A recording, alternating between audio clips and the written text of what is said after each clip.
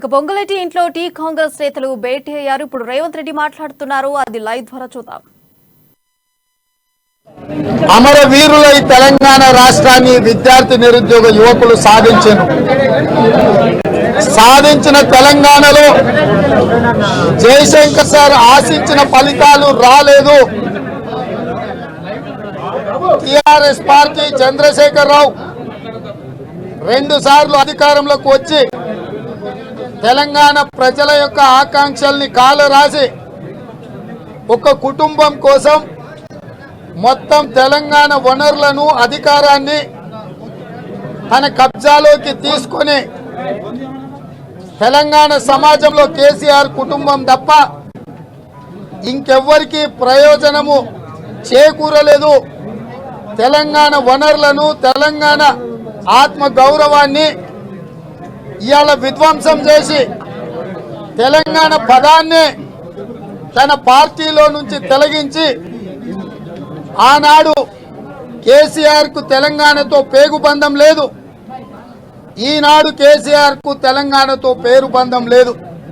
తెలంగాణతో తెగదెంపులు చేసుకొని తెలంగాణను ఒక ఆదాయ వనరుగా మార్చుకొని తన రాజకీయ ప్రయోగశాలలో తెలంగాణను ఒక వేదిక మార్చి ఈ విష ప్రయోగాలు చేస్తూ తెలంగాణ జాతిని పట్టి పీడిస్తున్నాడు చంద్రశేఖర్ రావు. అందుకే ఈరోజు తెలంగాణకు పట్టిన గులాబీ చీడను వదిలించడానికి నేను ఏఐసిసి ఆదేశాల మేరకు పెద్దలు కోమటిరెడ్డి వెంకటరెడ్డి గారు, బలరాం నాయక్ గారు, మల్లు రవి గారు మొదటి నుంచి తెలంగాణ ఉద్యమం ముందుండి నడిపించిన డాక్టర్ జిల్లెళ్ల చిన్నారెడ్డి గారు, ఇతర ముఖ్యమైన నాయకులము ఈరోజు ఈ తెలంగాణ చిత్రం మీద కేసీఆర్ వ్యతిరేక రాజకీయ పునరేకీకరణ కోసం పునాదులు వేయడానికి చంద్రశేఖర్ రావు గారి వైఫల్యాలను తూర్పారబడుతూ ఖమ్మం, వరంగల్ ప్రాంతంలో ఆత్మీయ సమ్మేళనాల పేరు మీద ప్రజాభిప్రాయ సేకరణ చేసిన మిత్రుడు పొంగులేటి శ్రీనివాసరెడ్డిని, ఆయన మిత్ర బృందాన్ని చాలా మంది ఆయా ప్రాంతాలకు సంబంధించిన నాయకులను ఈరోజు మీరందరూ గమనించవలసింది, మీరందరూ చూడవలసింది, రామ్ సహాయం సురేందర్ రెడ్డి గారు తెలంగాణ ఉద్యమం, తెలంగాణ రాష్ట్రం, హైదరాబాద్ రాష్ట్రం నిజాం నుంచి విముక్తి కలిగినప్పటి నుంచి ఈనాటి వరకు తెలంగాణ నిజాం నుంచి ప్రజలు సాయుధ రైతాంగ పోరాటం చేసి సాధించుకున్న రోజు నుంచి మలి దశ తెలంగాణ ఉద్యమమే కాదు, తొలి దశ తెలంగాణ ఉద్యమంలో వీటన్నిటికంటే 1965లోనే లోక్సభకు ఈరోజు నేను వెంకన్న ప్రాతినిధ్యం వహిస్తున్న లోక్సభ 17వ లోక్సభ పెద్దలు రామ్ సహాయం సురేందర్ రెడ్డి గారు 3వ లోక్సభకు జవహర్లాల్ నెహ్రూ గారి మరణం తర్వాత ఇమ్మీడియట్ గా వచ్చిన లోక్సభలో తెలంగాణ ప్రాంతం నుంచి ప్రాతినిధ్యం వహించి ఈ రోజు వరకు తెలంగాణలో జరిగిన అన్ని పరిణామాలకు సజీవ సాక్షి పెద్దలు రామ్ సహాయం సురేందర్ రెడ్డి గారు. తెలంగాణ రాష్ట్ర సాధనలో కీర్తిశేషులు జైపాల్ రెడ్డి గారు ఎంత ఉన్నతమైన పాత్రను పోషించిండ్రో తెర ముందు వారు పోషిస్తే తెర వెనుక రామ్ సహాయం సురేందర్ రెడ్డి గారు ఆనాటి నుంచి ఈనాటి వరకు ఇందిరాగాంధీ గారి నుంచి శ్రీమతి సోనియా గాంధీ, రాహుల్ గాంధీ వరకు ఈ తెలంగాణ రాష్ట్ర ఏర్పాటు ప్రక్రియలో వారు అత్యంత కీలకమైన విభిన్నమైన పాత్ర పోషించారు. ఈరోజు వారి నేతృత్వంలో పొంగులేటి శ్రీనివాసరెడ్డి, జూపల్లి కృష్ణారావు గారితో పాటు ఇతర ముఖ్యమైన నాయకులు, నేను, కోమటిరెడ్డి వెంకటరెడ్డి గారు, బలరాం నాయక్ గారు, చిన్నారెడ్డి గారు, మల్లు రవి గారు పూర్తి స్థాయిలో చర్చలు జరిపి ఇక ఈ తెలంగాణ రాష్ట్రానికి చంద్రశేఖర్ రావు నుంచి విముక్తి కలిగించాలి అని ఒక నిర్ణయానికి వచ్చినాం. వారి అనుభవాన్ని మొత్తం సూచన రూపంలో మాకు వారు సూచనలు చేసిండ్రు. ఏ రకంగా రేపు తెలంగాణలో దుర్మార్గుడైన, దోపిడీదారుడైన, అత్యంత అవినీతిపరుడైన, తెలంగాణకి తీరని అన్యాయం చేసిన చంద్రశేఖర్ రావును ఏ విధంగా గద్దె దింపాలనో ఈరోజు కూలంకషంగా చర్చించుకున్నాం. కాంగ్రెస్ పార్టీ తరఫున ఖమ్మం జిల్లా ముఖ్యమైన నాయకులను ఈరోజు రావాలని వారిని ఆహ్వానించాం. ఖమ్మం జిల్లాలో కాంగ్రెస్ పార్టీకి పెద్దలు కేంద్ర మాజీ మంత్రివర్యులు శ్రీమతి రేణుకా చౌదరి గారు, సిఎల్పి నాయకులు పట్టు విక్రమార్క గారు, కీలకమైన నాయకత్వం అంతా ఈరోజు ఖమ్మం జిల్లాలో కాంగ్రెస్ పార్టీలో క్రియాశీలక పాత్ర పోషిస్తున్నారు. వాళ్ళందరి సలహాలు సూచనల మేరకు ఈరోజు కాంగ్రెస్ పార్టీ పొంగులేటి శ్రీనివాసరెడ్డి గారి మిత్ర బృందాన్ని ఆహ్వానించడం జరిగింది. ఇది ఆషామాషి రాజకీయ చేరికలు కావు. కేసీఆర్ వ్యతిరేక రాజకీయ పునరేకీకరణ. దీంట్లో ఒక గొప్ప లక్ష్యం, ఒక గొప్ప ఉద్దేశం ఉంది. ఆనాడు పాల్వంచ ఖమ్మం జిల్లాలో 1969లో మొట్టమొదటి తెలంగాణ ఉద్యమానికి పునాదులు పడ్డాయి. మళ్ళీ తుది దశ తెలంగాణ ఉద్యమానికి ఇదే ఖమ్మం జిల్లాలో మిత్రుడు శ్రీనివాసరెడ్డి గారు, ఇతర మిత్రులందరూ కలిసి ఈరోజు పునాదులు వేస్తున్నారు చంద్రశేఖరరావు గారి పతనానికి. ఆ పతనాన్ని ఎంత వేగంగా ముందుకు తీసుకెళ్లాలనో అంత వేగంగా మేము అందరం కలిసి తీసుకెళ్లాలని చర్చించినాం. వారిని ఈరోజు కాంగ్రెస్ పార్టీ పక్షాన సాదరంగా ఆహ్వానించినాం. మాకు వారి నుంచి సానుకూల స్పందన వచ్చింది.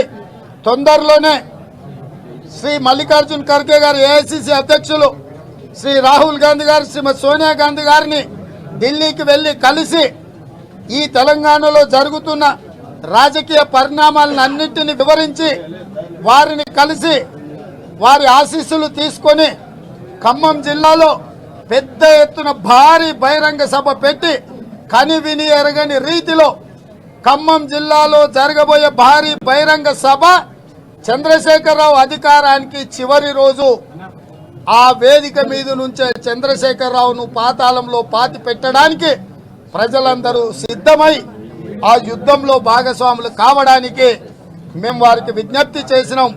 తప్పకుండా నాకు, మా ఎంకన్నకు సంపూర్ణమైన విశ్వాసం ఉన్నది. ఈ పోరాటంలో ప్రజలు విజయం సాధిస్తారు. ఇది 4 కోట్ల ప్రజలు, కేసీఆర్ కుటుంబంలో 4 వ్యక్తులకు మధ్య జరుగుతున్న పోరాటం. వ్యక్తులు ఎప్పుడు కూడా వ్యవస్థ ముందు తల వంచక తప్పదు, ఓటమిని అంగీకరించక తప్పదు. తప్పకుండా ఈ చేరిక, ఈ కలయిక తెలంగాణకు ఒక ఉజ్వల భవిష్యత్తును అందించడానికి, ఒక మహా రాజకీయ సందేశాన్ని ఇవ్వడానికి ఉపయోగపడుతుందని నేను సంపూర్ణంగా విశ్వసిస్తున్నా. మీడియా మిత్రులందరూ కూడా విజ్ఞప్తి చేస్తున్నా. అటు ఖమ్మం జిల్లా, ఇటు మహబూబ్ నగర్ జిల్లాలో ఒక దగ్గర సిఎల్పి నాయకుడు ఉన్నాడు, ఇంకొక దగ్గర పిసిసి ప్రెసిడెంట్ ఉన్నాడు. ఆ మధ్యలో వారధిగా మా నల్లగొండ జిల్లా ఉన్నది. కృష్ణా పరివాహక ప్రాంతం మొత్తం ఈనాడు కాంగ్రెస్ పార్టీకి అండగా నిలబడడానికి సిద్ధంగా ఉంది. ఈ ఒక మంచి సంకల్పాన్ని మీరందరూ, పెద్దలందరూ, తెలంగాణ సమాజంలో కవులు, కళాకారులు, సిద్ధాంతకర్తలు, ప్రజా సంఘాలు, పౌర హక్కుల సంఘాలకు సంబంధించిన వాళ్ళు ఆశీర్వదించండి. ఈ రోజు ప్రతితగించిన ప్రభుత్వం ప్రొఫెసర్ హరగోపాల్ మీద, విమలక్క మీద, అమర్ లాంటి ఉద్యమకారుల మీద కూడా ఇవాళ ఉపా చట్టాలను ప్రయోగించే పరిస్థితి వచ్చింది. కాబట్టి విమలక్క మీద పెట్టిన ఉపా చట్టాన్ని కూడా తొలగించాలి. ఆమె తెలంగాణ కోకిల, ఆమె గానమే తెలంగాణ ఉద్యమంలో మన అందరికీ స్ఫూర్తినిచ్చింది. ఈ అన్ని అంశాలను దృష్టిలో పెట్టుకొని ఈ రోజు ఖమ్మం జిల్లా నాయకులందరినీ సాదరంగా కాంగ్రెస్ లో ఆహ్వానిస్తున్నాం. ఈ ఆహ్వానాన్ని వారు స్వీకరించి కాంగ్రెస్ లో చేరతారని నేను ఆశిస్తూ పెద్దలు వెంకటరెడ్డి గారిని మాట్లాడవలసిందిగా కోరుకుంటున్నా. ముందుగా తొలి దశ మలి దశ తెలంగాణ ఉద్యమంలో యువతని మేల్కొల్పి తెలంగాణ రాష్ట్రం ఏర్పాటు ఆవశ్యకత తెలియజెప్పిన మహానుభావుడు. తెలంగాణ వచ్చిందంటే ఆయన స్ఫూర్తి. ఇవాళ ప్రొఫెసర్ జయశంకర్ వర్ధంతి సందర్భంగా పెద్దలు గౌరవనీయులకు శ్రద్ధాంజలి ఘటిస్తూ ఇప్పుడు అన్ని విషయాలు కూడా పిసిసి ప్రెసిడెంట్ గారు చెప్పడం జరిగింది. మరొకసారి మీ ద్వారా తెలంగాణ ప్రజానీకానికి 4 కోట్ల మంది ప్రజలకు విజ్ఞప్తి చేస్తున్న చేతెత్తి ఈ తెలంగాణ విముక్తి కోసం 5 లక్షల కోట్ల అప్పును తీసుకొచ్చి మనం ఎత్తి మీద పెట్టి బంగారు తెలంగాణ పేరు మీద ఇవాళ రోడ్లు కూడా అమ్ముకునే పరిస్థితి చూస్తున్నాం మనం. ఈరోజు కేసీఆర్ ఒక కొడుకు ఒక మాట మాట్లాడి నేను ఒక మీటింగ్లో సిరిసిల్ల మాట్లాడుతూ మనసున్న మహారాజుని 3వసారి ముఖ్యమంత్రి చేయమంటున్నాడు. కేటీఆర్ నిజంగా మనసుంటే ఇంటర్మీడియట్ పేపర్ దిద్దలేక 32 మంది బిల్డింగ్ల మీదకి వెళ్ళి చనిపోయినప్పుడు ఆ సంస్థ ఎవరికి పేపర్ దిద్దే సంస్థ? మొన్న టీఎస్పీఎస్సీ ఎగ్జామ్లో 30 లక్షల మంది జీవితాలని నాశనం చేసింది ఎవరు? ఇవాళ ఈరోజు రైతులు ధరణి పేరు మీద ఆఫీసుల చుట్టూ తిరుగుతూ ఇవాళ ఆత్మహత్యలు చేసుకుంటారు రైతులు. మనసున్న మహారాజు ఎవరైనా ఆ పనులు చేస్తారా? అందుకనే ప్రజలారా చెప్తున్నాం, మాకు అధికారం ముఖ్యం కాదు. అధికారమే ముఖ్యం అనుకుంటే సోనియా గాంధీ గారు 2 సార్లు ప్రధానమంత్రి అయ్యేవారు. అధికారమే ముఖ్యం అనుకుంటే తెలంగాణ ఇవ్వకుండా తెలంగాణ ఇస్తే ఆంధ్రలో ఒక వార్డు మెంబర్ లేని పరిస్థితి తెచ్చుకునే వాళ్ళం కాదు. కాంగ్రెస్ పార్టీ ఎప్పుడు కూడా 140 ఏళ్ల చరిత్ర ఉన్న కాంగ్రెస్ పార్టీ ఇవాళ 4 కోట్ల మంది ప్రజల ఆకాంక్షను గుర్తించి పసి పిల్లలు మాంసం ముద్దలుగా అయిపోతుంటే సోనియా గాంధీ గారు మేము కలిసిన ఒక మాట చెప్పింది. మా ఇంట్లో ఒక మనిషి అంటే రాజీవ్ గాంధీ గారు చనిపోతే 10 సంవత్సరాలు మేము బయటికి రాలేకపోయినాం, ఇంతమంది పిల్లలు చనిపోతుండ్రు, తప్పకుండా తెలంగాణ ఇస్తారని చెప్పి ఆ రోజు మాకు చెప్పడం జరిగింది. పార్లమెంట్ సభ్యులు ఇక్కడ బలరాం నాయక్ గారు ఉన్నారు. అప్పుడు ఆ ఎంపీ మినిస్టర్గా ఉండి మేము కొట్లాడితే అన్న మాట తెలంగాణ ఇస్తాను, మీరు పిల్లలకు ధైర్యం చెప్పండి అని చెప్తే ఆ రోజు మేము అనంతరం ముందుని పోరాటం చేసాం. కానీ 10 ఏళ్ల తర్వాత ఏం జరిగిందని ఒక్కసారి వెనుకకు చూస్తే ఏం జరగలే. ఆ కుటుంబం బంగారం అయింది. బంగారం కాదు, వజ్రాలు డైమండ్స్లోని ఇలా ప్రపంచంలోనే ఇలా అత్యంత కుబేరుడైన తప్ప ఏ ఒక్క కుటుంబానికి ఏం జరగలే. ఆఖరి ₹1,00,000 రుణమాఫీ చేయవా బాబు అంటే ఇవాళ దాన్ని 4 విడతలు 6 విడతలు చేసినాం. బ్యాంకు వాడు వడ్డీ కిందే తీసుకుంటాడు. ఇవాళ కొత్త రాష్ట్రాన్ని ఛత్తీస్గఢ్లో మినిమం సపోర్ట్ ప్రైస్ వరి పండించిన రైతుకు అక్కడ మా ముఖ్యమంత్రి ₹2,960 ఇస్తున్నాడు. ఈయన 14,000-1,500కు ఇప్పటికీ కొన్న ధాన్యానికి డబ్బులు రాలేదు. ఈయన మనసున్న మహారాజంట. అందుకనే ఈరోజు ఉదయం పొంగులేటి శ్రీనివాసరెడ్డి మన జూపల్లి కృష్ణారావు గారి దగ్గరికి, ఇప్పుడు శ్రీనివాసరెడ్డి గారి దగ్గరికి వారి మిత్ర బృందం వారి కాన్స్టిట్యున్సీ నాయకులతోని ఇద్దరు మాతో పాటు మా గురువు గారైన రామ్ సాయం సురేందర్ రెడ్డి గారి గురించి అందరికి తెలిసిందే. ఇలాంటి వ్యక్తిని వైస్ ఛాన్సలర్గా చేసిందే ఆ రోజుల్లో రామ్ సాయం సురేందర్ రెడ్డి గారు. అలాంటి వ్యక్తి కూడా మా చర్చల్లో పాల్గొన్నాడు. చాలా సంతోషం. వారిని ఆహ్వానించడం, మా ఆహ్వానాన్ని వారు కూడా మన్నించడం. తప్పకుండా మేము కూడా చెప్పినాం, పాత కొత్త లేకుండా నీ ఎమ్మడొచ్చే నాయకులందరూ కూడా పార్టీలో సముచిత స్థానం ఇస్తామని, అది ఏ పదవులైనా కానీ మా పార్టీ పెద్దలు చెప్పి మీ ఎమ్మడి ఉంటామని చెప్పి వాళ్ళని రిక్వెస్ట్ చేయడం జరిగింది. వారు కూడా ఒప్పుకున్నారు. చాలా సంతోషమైన మాట. పాలమూరులో 6 సార్లు ఎమ్మెల్యేగా, అందులో ఒకసారి ఇండిపెండెంట్గా గెలిచిన తెలంగాణ ఉద్యమకారుడు జూపల్లి కృష్ణారావు అయితే ఇవాళ పొంగులేటి శ్రీనివాసరెడ్డి గారు ఒక్కసారి ఎంపీ ఉండే ఇలా లక్షలాది మంది గుండెల్లో ఈరోజు ఆయన పేరు తెచ్చుకొని ప్రతి కుటుంబానికి సాయం చేస్తున్న వ్యక్తి పొంగులేటి శ్రీనివాసరెడ్డి. ఆయన కూడా కాంగ్రెస్కి వస్తానని చెప్పడం వాళ్ళ బృందంతో చాలా సంతోషమైన విషయం. ఇప్పుడే మా అధ్యక్షులు చెప్పినట్టు ఖమ్మంలో జరిగే సభ అది ఎన్నికల ప్రచారం మొదటి సభలాగా ఉంటుంది. ఆ సభలో ఖమ్మంలో ఎక్కువ మంది వస్తారు. ఖమ్మం నుంచి మీ జన సమీకరణ చేయం, ఎవరికి డబ్బులు ఇయ్యం, అందరికీ చెప్తున్నాం. తెలంగాణలో ఇవాళ నిరంకుశ ప్రభుత్వాన్ని జరిగే ఇది ఎన్నికల సభ కాబట్టి మీరు సొంతంగా వచ్చి కేసీఆర్ గారు ఇది ఆ సభతోనే దిగిపోతున్నట్టు మన సందేశం ఇచ్చే విధంగా సక్సెస్ చేయాలని సభ డేటును మీరు అన్ని కూడా పార్టీ పరంగా వారు ప్రకటిస్తారు. ఒకటే కోరుతున్నాం, మేము మళ్ళీ కోరుతున్నాం. ఇవాళ రోడ్లు పోతున్నాయి, రోడ్లు అమ్ముకునే పరిస్థితి వచ్చింది, జీతాలు ఇవ్వలేని పరిస్థితి, ఉద్యోగులకు ఓపీసీ ఇయ్యరు, 1 టైం సెటిల్మెంట్ ఇవాళ ఛత్తీస్గఢ్లో చేస్తారు, రాజస్థాన్లో చేస్తారు కాంగ్రెస్ ప్రభుత్వంలో. ఈయన ఎందుకు చేయడు? ఉద్యోగులతో చెలమాట మాడుతున్నాం. ఇతనికి బుద్ధి చెప్పడానికి మాకు పదవులు ముఖ్యం కాదని మళ్ళీ చెప్తున్నాం. ఇవాళ వచ్చే వారికి స్వాగతం పలుకుతున్నాం. మా పార్టీ కాదు, 4 కోట్ల మంది ప్రజల కోసం రావాలని వారు కోరినాం. వారు కూడా సంతోషంగా అంగీకరించినందుకు వారికి స్వాగతం పలుకుతూ త్వరలోనే అన్ని కార్యక్రమాలు వస్తాయి. పార్టీ పరంగా తప్పకుండా 70 నుంచి 80 స్థానాలు. ఆయన ఇవాళ 5 లక్షల కోట్లుండి ఇంటికి కిలో బంగారం ఇచ్చిన గెలవలేడు. మీ సాక్షిగా చెప్తున్నాయి. ఇవాళ ఒక్క ఇంటికి కిలో బంగారం ఇచ్చినా గెలవలేడు. ఎందుకంటే ఆయన పరిస్థితి ఏముంది, ఎన్నికల సీఎం కాకముందు ఇవ్వాలేం పరిస్థితి. దేశానికి మొత్తం ఎన్నికలు ఖర్చు పెట్టే స్థాయికి వచ్చిందంటే ఇవాళ మాలాంటి వారు గుండె దొరకపోతుంది. పిల్లల్ని శ్రీకాంతాచార్య లాంటి వారు చరణిపోతే మంత్రి పదవులకు వదిలిపెట్టి ప్రాణాలు సిద్ధపడి ఆమరణ నిరాహార దీక్ష చేసినాం. మా ఎంపీలు సొంత పార్టీ ఉండి సస్పెండ్ చేసింది సోనియా గాంధీ గారు, అయినా భయపడలే వాళ్ళు. ఇక అమరజీవులు 11 మంది సకల జనులు అందరి పాత్ర ఉంది. కానీ బాగుపడేది ఎవరు? ఒక కుటుంబం. అందుకని ప్రజలందరి మీడియా ద్వారా ఎక్కువగా చేస్తున్న శ్రీనివాసరెడ్డి గారు లాగా, జూపల్లి గారు లాగా అందరూ కూడా పార్టీని వీడిన వారు. పాత కాంగ్రెస్ కానివ్వండి, ఇతర పార్టీల్లో ఉన్నారు కూడా తెలంగాణ ఇచ్చిన పార్టీని గౌరవించి మీరందరూ కూడా సపోర్ట్ చేయండి. ఇది అధికారం కోసం కాదు, ఇవాళ తెలంగాణను కాపాడుకోవడం జరిగే పోరాటం.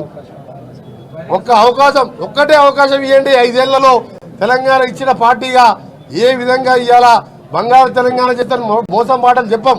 కానీ బతుకుల తెలంగాణ, ప్రతి ఒక్కరికి ఇల్లు కట్టుకోవాలంటే 5 లక్షలు. ఆ రోజు కాంగ్రెస్ ప్రభుత్వం ఉన్నప్పుడు ఇందిరమ్మ పేరు మీద ఊరికి 500 ఇల్లు ఇచ్చినాం. ఏ పార్టీ అని అడగలే. ఇవాళ ఎన్నికలు వస్తున్నాయి కాబట్టి బీసీలకు ₹1,00,000 అని చెప్పలే మేము. ఆ రోజు 2000 ప్రెసిడెంట్స్ ఇస్తే నిన్న కేటీఆర్ అంటున్నాడు, పిసిసి ప్రెసిడెంట్ గారు ఇష్టమైన మాట్లాడుతున్నాడు. అరే కేటీఆర్, భార్య భర్తకు అవ్వ తాతలకు చెరి 200 ఇచ్చినాం 2004లో. ఇవాళ గుర్తుపెట్టుకో 2023 అంటే 20 ఏళ్ల తర్వాత ఆ 400 4,000తో సమానం ఇవ్వాలి. రేపు మేము 4,000 ఇస్తామని చెప్తున్నాం. దానికి 2,000 పెన్షన్ కావాలా 200 కావాలా అంట. నీ పెన్షన్ మేము 4,000 ఇచ్చినాం, భార్య భర్తలకు ఇచ్చినాం. అవ్వ తాతలకు భార్య భర్తల కంటే 400 అంటే ఇవాళ 4,000తో సమానం 20 ఏళ్ల తర్వాత. అదే 4,000 ప్రకటించినాం. ముందు కూడా ఇచ్చేదే చెప్పేదే చేయగలిగినది చెప్తాం తప్ప నీలాగా మోసం చేయం. ఎన్నికల ముందు ఇలా బీసీ అనడం 5,20,000 అప్లికేషన్లు వచ్చినాయి. ఎన్ని కులాలు ఉన్నాయల్లా, ఎన్ని కులాలకు పెట్టాం? అందరూ వెనకబడ్డ వారే కదా. అసలు నీ మంత్రివర్గంలోనే సామాజిక న్యాయం లేదు. ఇవాళ దళితులలో ఏబిసిడి వర్గీకరణ కోసం కోరితే దాన్ని పక్కన పెట్టి ఇవాళ నువ్వు ఏం చేసినావు? మాది సామాజిక వర్గాన్ని మంత్రి పదవి ఇవ్వలే. ఇవన్నీ కూడా ప్రజల గుండెల్లో ఉన్నాయి, ప్రజల ఉన్నది. తప్పకుండా కాంగ్రెస్ పార్టీని సంప్రదించాలని ఇక్కడున్న మీడియా మిత్రులకు కూడా చెప్తున్నాం. వారు మాట్లాడింది పెద్ద తాటికే అంత అక్షరాలు చేస్తాం. మనసున్న మహారాజుకి ఎగ్జాంపుల్ చెప్పిన, మనసున్న మహారాజు అయితే ఇన్ని ఆత్మహత్యలు జరగవు, ఇన్ని తప్పులు జరగవు. కాబట్టి మీరందరూ కూడా సపోర్ట్ చేయాలని మరొకసారి శ్రీనివాసరెడ్డి మన మిత్ర బృందానికి స్వాగతం పలుకుతున్నాం. ఆ తెలంగాణ మీటింగు ప్రతి బూత్కి వెళ్ళి 10-20 మంది స్వచ్ఛందంగా రావాలి. మీరు కార్యకర్తలే కాదు, సామాన్య ప్రజలకు కూడా పిలుపునిస్తున్నాం, ఉద్యోగులకు పిలుపునిస్తున్నాం. మీరందరూ కూడా స్వచ్ఛందంగా రండి. ఎక్కువగా జన సమీకరణ మనం చేసేది లేదు. స్వచ్ఛందంగా ఖమ్మంలో శ్రీనివాసరెడ్డి గారు వాళ్ళ మిత్ర బృందం మీ అందరికి తెలుసు. 5 లక్షలు